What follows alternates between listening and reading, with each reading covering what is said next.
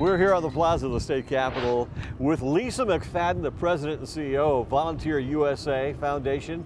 And of course, it's Children's Week, so what better thing to talk about than Teen Trendsetters, right? Absolutely. All right. And for people at home that don't know about Teen Trendsetters, give us a little educational lesson. Well, Teen Trendsetters is a really cool program where teens mentor second and third graders.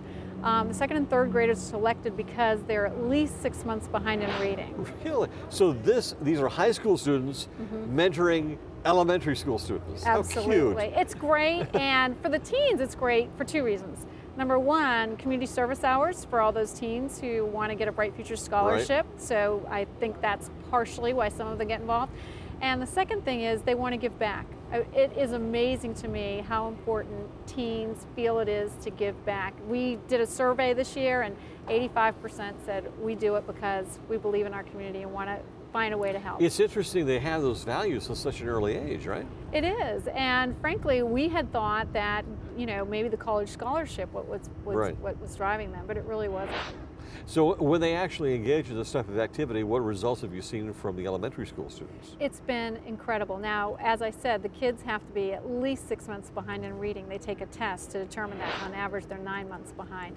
So 82% of them are at risk of failing their grade. And when that happens, they lose confidence in school, confidence in the educational process, and usually drop out, right? That's right. And then by the end of it, it's only about 28% that are still failing in reading by the end of the year. So we make it a lot of fun. And when I say we, I mean those teens do, because they go in, they read with the kids once a week, and then they also give them a book every other week to go home and show their parents how much success they've had. Well, I'm sure that Volunteer USA and Teen Trendsetters, they have a curriculum where these teens are trained on how to approach these elementary school students, right? Absolutely. The teens get trained before they ever put their foot in the doorway, and the curriculum is called Brainstorm. We wrote it with Scholastic, so it's a very high quality curriculum that they use. And they go in once a week, teach the reading, have a lot of fun with the kids too, and then have the books to go home. So is the key the books going home or the interaction? I think it's the interaction. And the interaction? Yeah, I mean, because when we talk to the second and third graders and say, you know, what did you get out of it? How do you think you're doing? Has it impacted your doing well in school? Yes. And then when we talk to their teachers and say, how has it impacted them? It's not only that, but OPAGA, which is a group that does studies on programs, came in and said, you know what, their attendance is up statistically. Right. Their behavior is better. So, you know, it's having impact in other ways that's really making them enjoy school because they want to come to school. And I was told earlier today the number one reason kids drop out is they feel that they've lost so much time, they're discouraged because they've dropped back a bit and they feel like they're not really up with the rest of their peers. Right, in education we call it the ABCs, attendance, behavior, and competency in school.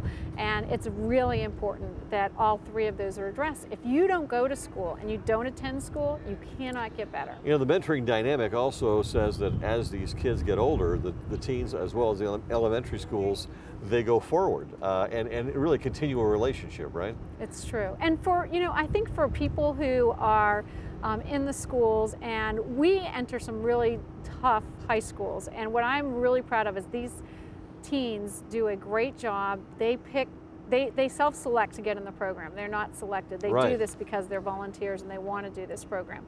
And in Florida, 81% of the teens are African American or Hispanic. And as you probably know, in Florida, we are what's called a minority-majority state for our kids.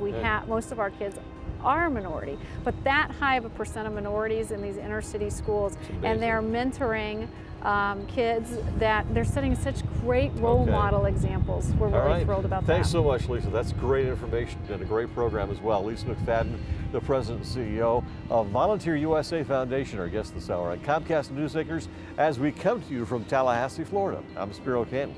Thanks for joining us.